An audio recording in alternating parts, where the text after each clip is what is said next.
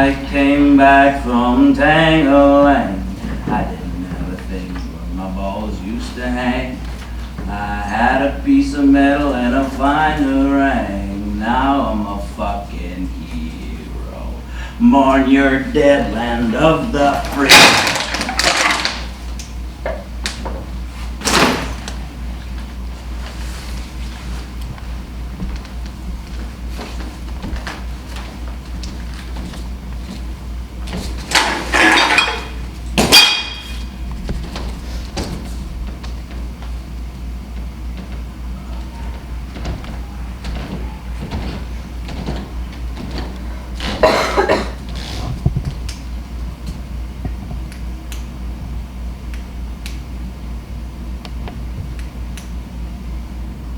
Maglite is the last line of defense for law enforcement.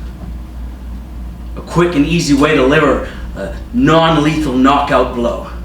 Back of the head, into the temples, underneath the chin, across the bridge of the nose. Some budget cut somewhere tried to take away the law enforcement officer's Maglite. They threw a fit, all up in arms. Yesterday, one of my neighbors tried to take mine away. I stayed calm, broke his arm. His wrist, really. He doesn't realize it yet. But it's broken. Knows that it hurts like hell, but not the extent of the damage. Not that he'll ever find out. Go to a doctor so he can tell him now. Just over time, as the bone isn't able to reset, he'll completely lose the use of it. Gonna spend the rest of his life wiping his ass with his left hand. But maybe he always used his left for wiping and kept his right for thieving.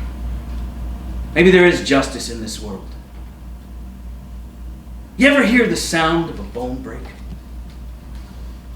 It's more of a feeling, a vibration.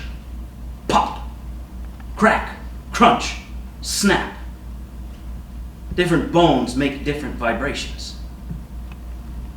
You ever hear the sound of a bullet? Not a gunshot. That's different. A gunshot can happen down the block, around the street. A gunshot can have nothing to do with me. But a bullet, that's alive. That's personal. Pop, crack, crunch, snap. Sing, sing, go sing it on the mountain. It's freezing fucking cold. We've been up there for weeks, months, years, lifetimes. Protecting, guarding, attacking. Surrounded day and night by friendly enemy. Big teeth, wide smiles, sharp blades. It's nighttime, 2200 hours. We can't see them, but we can feel them. Feel them watching us. Feel the calm, feel the storm, feel the future. It's that calm serenity right before violence. Like the world is too fucking perfect to stay like that. And the only chance we ever get for those brief few moments in life is right before the violence. Like the violence must be balanced. And so we get the calm. Because the calm is a gift, and violence is inevitable. A rat-tat-tat-tat! An RPG hits one of our huts! Return fire! We're surrounded by 20, 30, 40, 50 Taliban! This is a fucking ambush! Where the fuck was the intel on this? 100 Viet Cong show up, 25 North Koreans. We got a battalion of fucking Germans coming from the sky. There's only 25 of us. 2 have been gone down with the RPG, and Ramirez has been taking a shit for the last half hour. Where the fuck is he? Another regiment of Germans fall from the sky. A company of Husseinis. 2 battalions of Japanese and 1 crazy fucking Russian.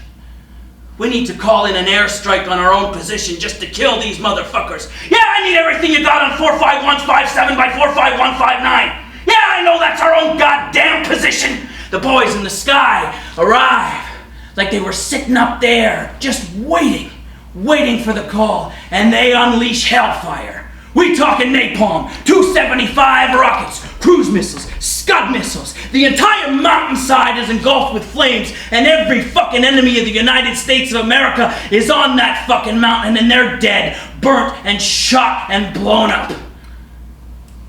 And by some miracle, we are mostly unscathed. Except for those 2 boys who went down with the RPG, and Ramirez taking a shit, who suffered a massive stroke and died. But maybe they were meant to die anyways. Certainly those other fuckers were meant to die. Man, you don't mess with the USA. In God we trust. God bless America. We are the moral backbone on this planet, and if you don't see that, you need to take your head out of your ass and look around. Okay, we drop bombs on ourselves and the not-so-bad guys, but you take us out of the picture and this world would be a cesspool of blood and hate and violence.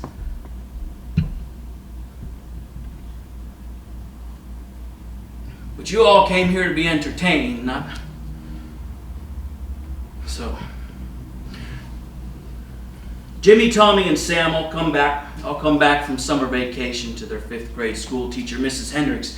And Mrs. Hendricks asks the class, "What did you all learn this summer?" And Sam puts up his hand and he says, "Well, I was out on my uncle's dairy farm, and one day walking back to the farmhouse, I was carrying 2 pitchers of milk, and I tripped and fell, and the milk went all over the dirt." "What'd you learn from that?" asks Mrs. Hendricks. "Don't cry over spilt milk," says Sam. And Tommy puts his hand up and he says, "I was also on a farm, but I was on my grandpa's farm, and he's got chickens. And one day, coming back from the chicken coop, heading to the farmhouse, I had a big, huge basket filled high with eggs. And the basket broke, and the eggs crashed and smashed all onto the ground." "What did you learn from that?" asks Mrs. Hendricks. "Don't put all your eggs in one basket." "And what about you?" asks Mrs. Hendricks to Jimmy, sitting in the corner in the back, half staring out the window at the crow picking his lunch select from the school dumpster. "Well, I was on a camping trip out in the middle wilderness with my father. Well, one day we were surrounded by 12 banditos. And all my father had on him was a bottle of whiskey and a 6-shooter. So he drank the bottle of whiskey, shot 6 of the banditos, and killed the rest with his bare hands." "What'd you learn from that?" asks Mrs. Hendricks. "Don't fuck with the old man when he's drunk." My old man choked on a chunk of steak the day I enlisted. Cheap steak. Cheap steak for a cheapskate. He was living up alone in the woods, out in the middle of the wilderness. They found him a few days later. Fortune won and fortune lost. I joined up because of my old man. He told me not to. I got married because of him too. He told me never to. I met April in May, which I always took to mean that she was a woman ahead of her time. I remember the first time we kissed. It was one of those kisses that stops time, where the world and all the other people in it disappear. And the heaven is shining this spotlight down right atop our heads. We breathe together. Johnny Cash sings Hurt on the radio.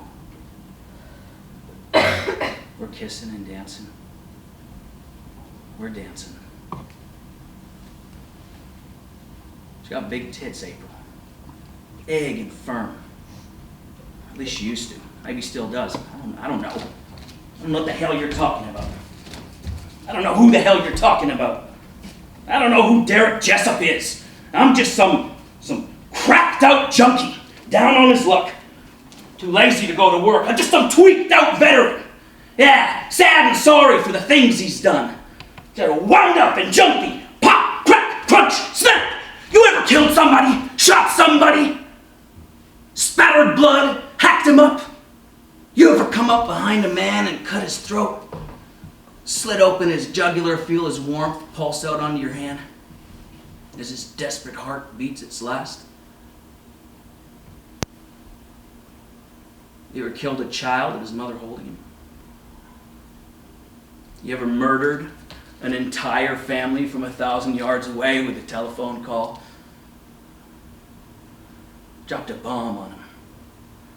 Come inside to find bits and body parts spread everywhere. Little fingers, little toes, eyeballs hanging out of little heads.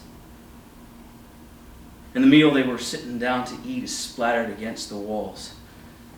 And the sky opens up, and heaven starts to cry. And it keeps crying. And the waters pour down into this little house on top of its little family. And the waters keep pouring. And heaven keeps crying. And the heads and the bodies and the little fingers of the family float in the water, float above you, float above your head, and you can look up and see that they've all got smiles left on their faces because the moment before the house blew up, the father told a joke. His favorite joke, the one where all his children laugh, and even his wife laughs because she loves to hear her children laugh. Big teeth, wide smiles, eyeballs hanging out of heads. And you search the bedroom and you clear the rest of the house, and in the kitchen, underneath the closet, is a small stockpile of weapons and ammo, explosives, and what the fuck? This shit must be 30 years old. But they got them, so they must be the bad guys. And we killed them, so we killed the bad guys.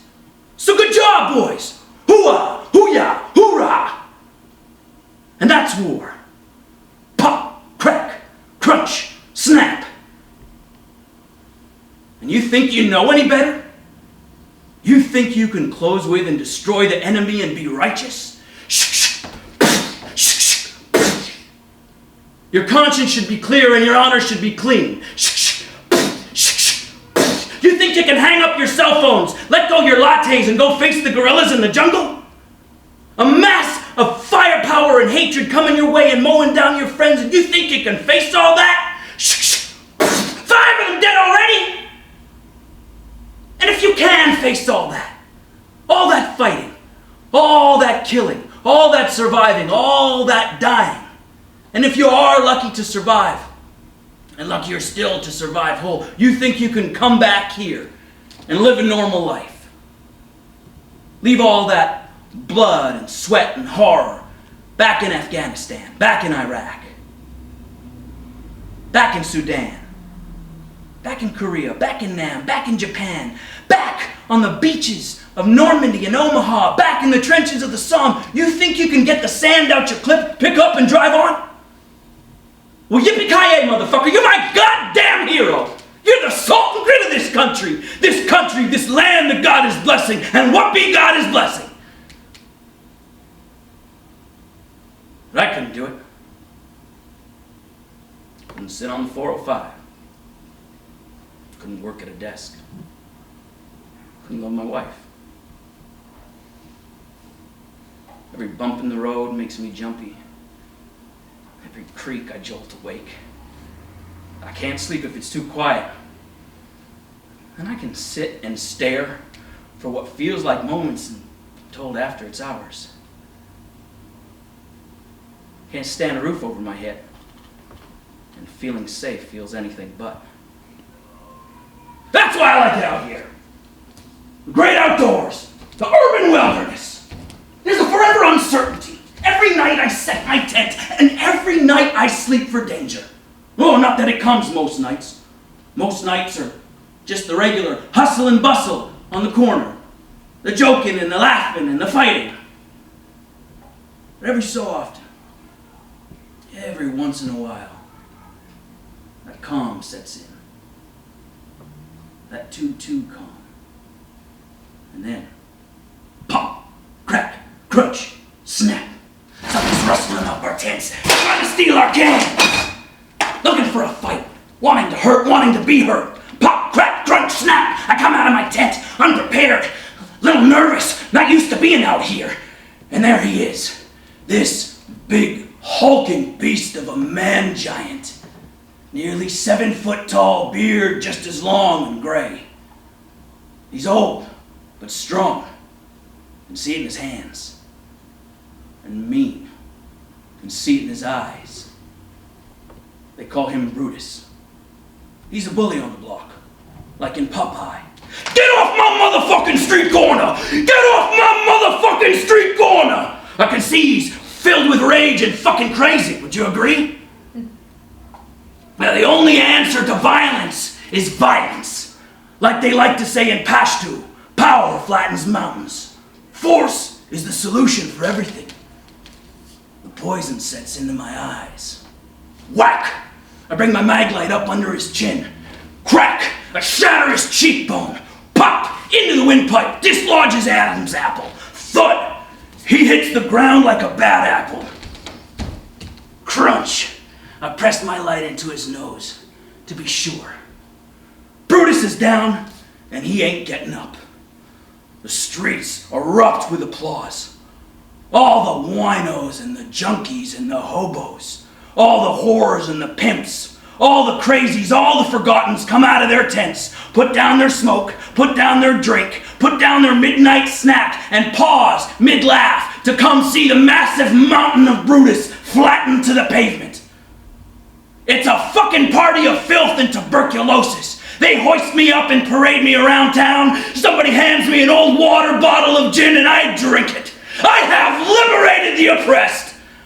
I have stepped into a hostile environment and single-handedly done for these people what they were too stupid and too weak and disorganized to do for themselves.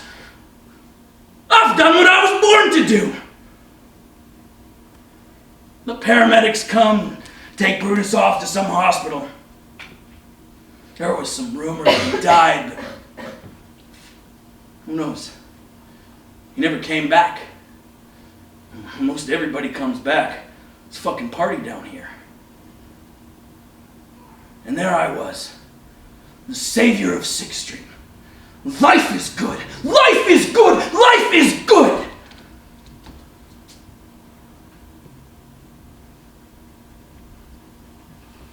You know what I miss most? Shooting people. The firefights. Getting shot at. Watching some fucker's head pop off like a busted watermelon from a 50 cal. Special delivery. Ordnance. Pop. Crack. Crunch. Snap. Sing. Sing, sing, sing, sing, sing, that's sing, sing, man! That's the sound of being alive! That's death coming right up to your ear and singing his song, letting you know that he is on active duty this fine, crisp morning and today is a good day to die.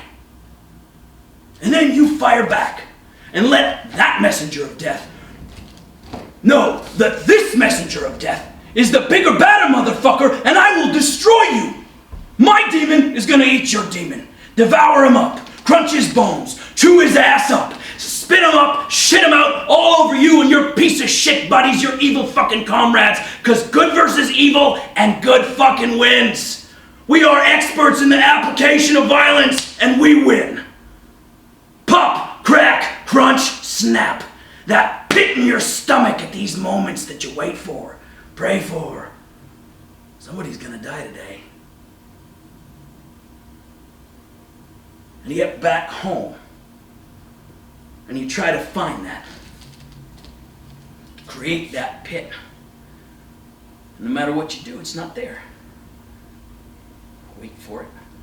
Pray for it. Drive fast. Faster. Put the gun up to my head, put the gun up to my head, lying in bed at night awake. Where are you, death? Where are you, life? Lying in there, lying next to her. Give me a kiss, baby. It's a warm, sunny, breezy morning. The sheets are cool and soft underneath. This is peace. This is heaven, right? Hey, April, wake up. Wake up, baby. Give me a kiss. Rub her thighs. Put my hands up on her tits. Big tits. Perky nipples. Always perky. She loves to fuck, right? A couple hairs around the edge. Areolae. Give me a kiss, April. She grunts. She groans. Kiss her neck, kiss her shoulder. Pull her close so she can feel my strength, feel my power. Your man's back, baby. Breathe hot in her ear. Give me a kiss, you sexy bitch, as I put my fingers inside her. She screams and kicks like a mule, jumps out of bed, still screaming, "You call me a bitch, you fucking asshole? You got no right to touch me." I tell her, "Baby, I'm sorry, you're right. I've been gone for 2 years. It's gonna take time for us to get to know each other again. I love you. Please come back into bed." And she does. And we make love. And we fuck like wild animals for the rest of our lives until we die, old and sexy and locked in each other's arms, inside and outside, moist. No. I tell her, "I'm your goddamn husband, and I've been gone for 2 fucking years. Now get your ass back in this bed." And she does. We fuck fine. She never kisses me, barely moves. Nah, fuck that. I tell her to fuck off. I tell her I didn't spend 2 years on some fucking mountain, in some fucking jungle, in some fucking desert, surrounded by big teeth and wide smiles and sharp blades to protect her freedom. But that shit is better than this life, because at least that there's the anticipation and excitement, the fucking thrill of what could happen, what will happen, instead of lying in bed where the love of your life sleeps for another 5 minutes. She gets up and goes into the next room and crawls onto the couch and goes to sleep.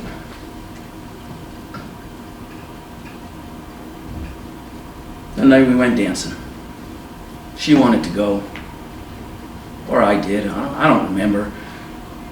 That's how we fell in love, you know, so of course I took her. Now we got all jazzed up for a night out on the town. And she's wearing this little black dress. You know, the kind where if you're watching her behind, you keep waiting for the dress to ride up a little bit just so you can see a little bit of ass cheek.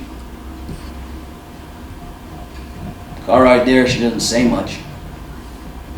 She's still upset from this morning.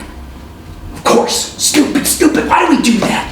We're always thinking the nice thing to say, and of course the shitty thing to say, but we always say the shitty thing when we want to say the nice thing. Long car ride. Quiet. You look nice, baby. Thank you. Listen, about this morning, I'm sorry. You know, I get caught up, I get stressed out, I say things I don't mean every sentence. Shh. Things happen in our lives. We change, and we need to deal with that change. I love you, baby. My father would be happy. He'd be happy to see us married. He would have liked you. Quiet.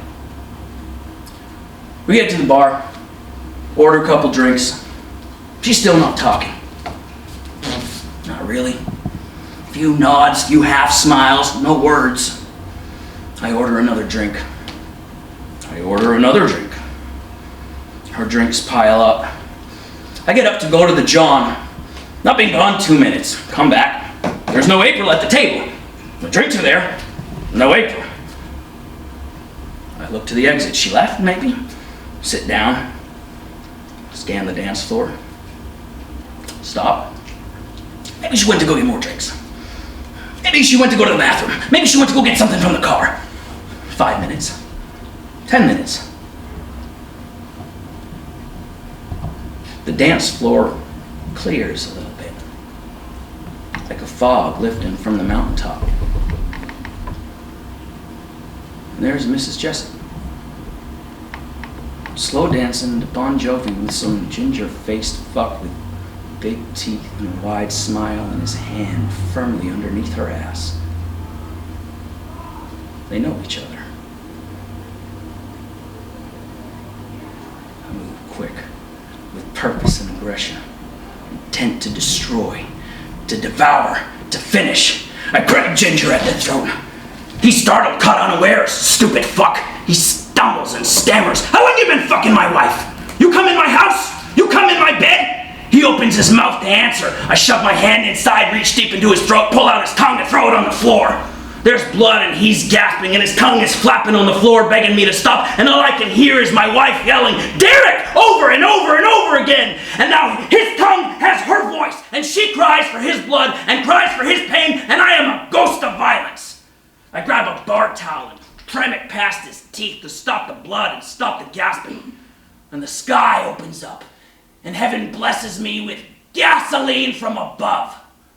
And it pours down upon my wide-smiled enemy, and I do my part and light a match. Gingy goes up in flames, and a calm sets in. We all gather around to feel the warmth, sharing some laughs, reminisce about the good old days, long nights, bitter lovers, funny fights, waiting for this calm, this too calm to pass before the violence sets in. Did she ever really love me? I don't know. Cheek to cheek we danced, and not that long ago. She put her tongue into my mouth, unzipped my pants, and pulled it out. With her, I thought my life would truly grow. You see those perfect families at the mall? The fancy mall? They're going up the escalator or sitting at a fancy restaurant. They got bright and joyful faces, beat red from the unfamiliar California sun. But they don't care, because this is way better than summers back home in Ohio. And there's the mom and the dad, all clean and proper and hardworking, and they're proud of their teenage son and teenage daughter, both ripe and tight and ready to go out and fuck and win. And the son, he's got this big white smile, big beaming teeth. And the daughter, she's wearing this too short sundress. Her legs all tan from the tanning salon for the last month, because there's no way she's coming to California with white fluorescent legs. And you imagine the son is going to go off to college, be captain of all the sports teams, and fuck a different girl every night. Some nights too. And the daughter, she's going to go to the same college the year after. Her perfect grades are going to drop after she discovers sex and drugs and gets fucked in the ass for the first time. And this perfect fucking sunburnt family from Ohio decide on their last day of vacay, they're going to give surfing a try. And they go out and they rent boards and they rent wetsuits and they jump into the Pacific Ocean. All except Mom. She stays back on the sand making sandwiches, because everyone knows that's the best place to make sandwiches. And they decide they're going to go far out. Farther out than they should, because they all know how to swim. And besides, when's the next time they're going to get a chance to surf in the Pacific Ocean? And son, he goes farther than the rest. He wants to catch the big waves. But they're all fucking stupid, because they never even been in the ocean. And the waves are getting bigger, and the tide is getting stronger, and the swell is fucking swelling, and son manages to catch a solid wave, but he doesn't know what the fuck he's doing. He's never been surfing. He's never even been in the Pacific Ocean. And the board comes out from underneath him and cracks him in the head, and he hits the water and drowns. Except that the dad is strong and determined, and he swims hard and fast and saves his son from drowning and choking in the Pacific. And for this I long. For home. And for war. Punch, snack, crop, crap.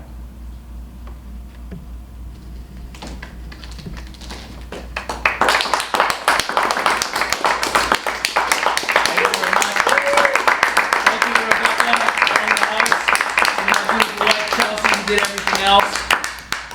And of course, my sister Tara. Thank you, everybody, for coming. If you loved the show, please write a review. If you didn't, forget what I just said.